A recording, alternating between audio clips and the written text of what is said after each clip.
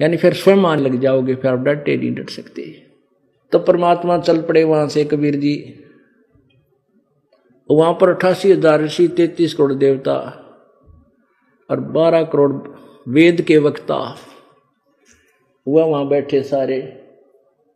और जब परमेश्वर को आते देखा, परमेश्वर कबीर जी ने अपने सुदर्शन वाल्मीकि हरिजन जैसी भाषा वो बना रखी थी, वेशभूषा जैसे पाटी सी, मैली कुचले कपड़े, टूटे से जूते, थोड़ी तो दाढ़ी बढ़ रही, क्यों पहला नाई नुई से हुआ करते, छह भी नाम की तरफ कटा लिए तो कटा लिए, ना भी कटाए, छोटे छोटे बाल ऊपर न बढ़े हुए।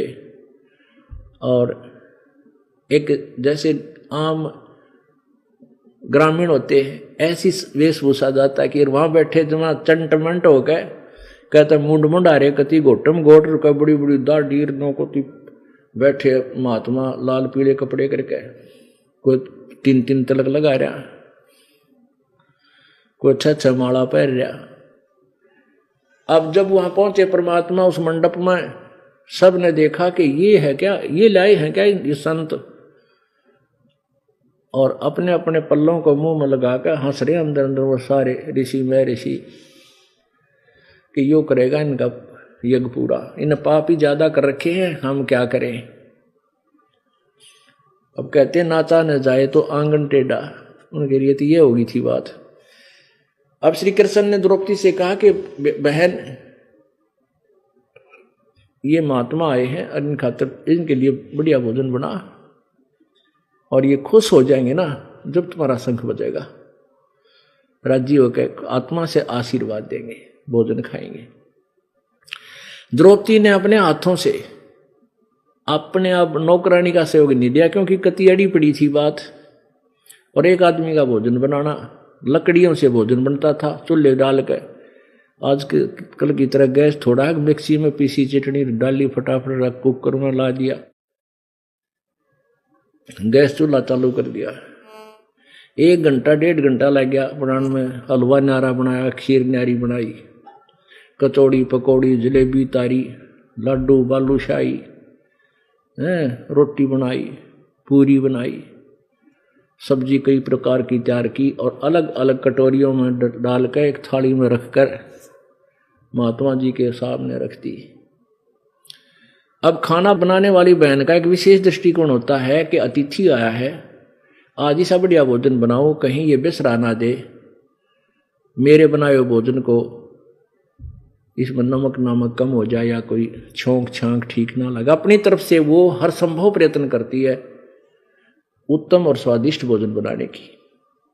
और यदि कोई ये कह देता उसी के मुंह पे नमक थोड़ा है, तो उस बेचारी का बना बनाया सारा काम बिगड़ जाता, बहुत दुख मानती है।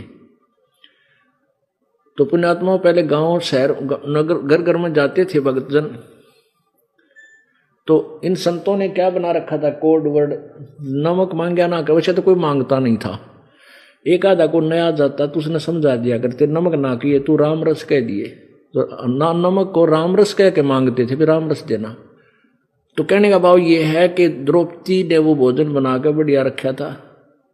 महात्मा जी ने क्या किया, उसने सोचा कि यो मन आज तय न्यारे न्यारे चटपटे भोजन खाओगा, कल फिर मांगेगा कितने लाऊंगा मैं घास फूस खड़ी आदमी, तो इसका आज ही टंटा काट दूं। उसने क्या किया कि थोड़ा थोड़ा आइटम, इनका अनादर भी ना होगा, सारे बना रखे हैं, और थाली में डाल लिए जितना जितना उसने खाना था, और सबको ऐसे रला लिया, खिचड़ी सी बना ली, पकौड़ी भी, कचौड़ी भी, दही भी, बड़े भी, खीर भी, खांड भी, और पूरी पारी के भी टुकड़ी रोटी तोड़ के ऐसा बनाने लग गया जो। और द्रौपदी ने सोचा थी ये नारे नारे आइटम खाओगा और उंगली चाटेगा और गुनगाओगा, उसको मन मन में गाली देने लगी, अगर यो शूद्र का सर है, अशूद्र का शूद्र है, किसके संग बजाओगा, इस गंवार ने खाना आता ना पीना आता, जंगली, और भीतरे भीतर कई गाल देगी। परमात्मा अंतर्यामी थे।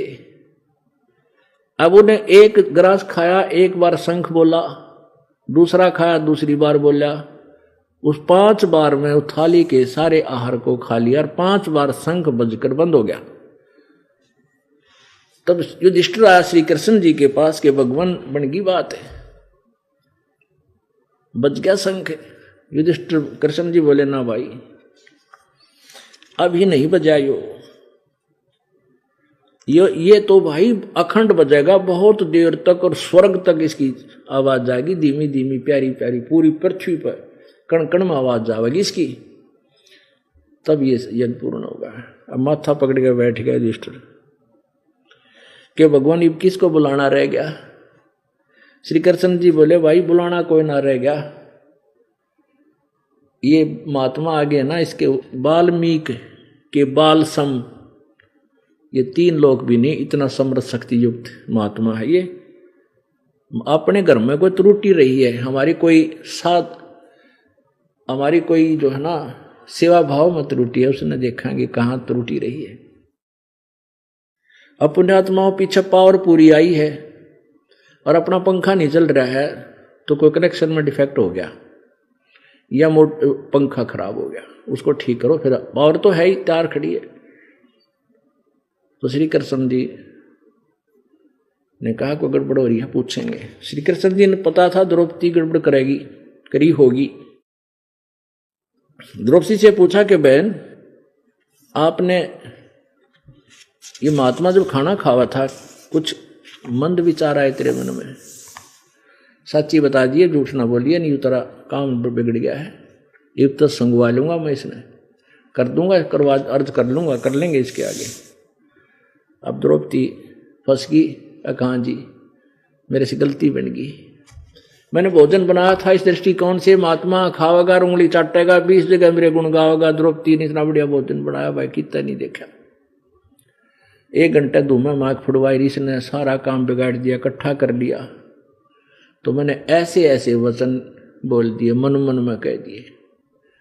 तो परमात्मा श्री कृष्ण जी बोले ये अंतर्यामी महापुरुष हैं बेबे, और जय तुमने ये अपना काम पूरा कराना है, ये छोड़ दे इस बकवाद ने, और तूने ये 2 रोटी खवा के इसको मोल ले लिया क्या, इस पर एहसान समझ तेरे घर आकर रोटी खा ली इस महापुरुष ने, और कोई भूखा नहीं सोता, भगवान सबको दे रहा है, तूने ये एहसान कर दिया। द्रौपदी बोली जी मेरे अब तक घनी गलती बन गई, माफ करो, करवाओ इस। कृष्ण जी बोले परात तसला ला कोई बढ़िया सा साफ सुथरा थाली, और पैर धो इस परम संत के, धूल समेत पी जा जतन अपना रोग कटवाना और काम बनवाना था।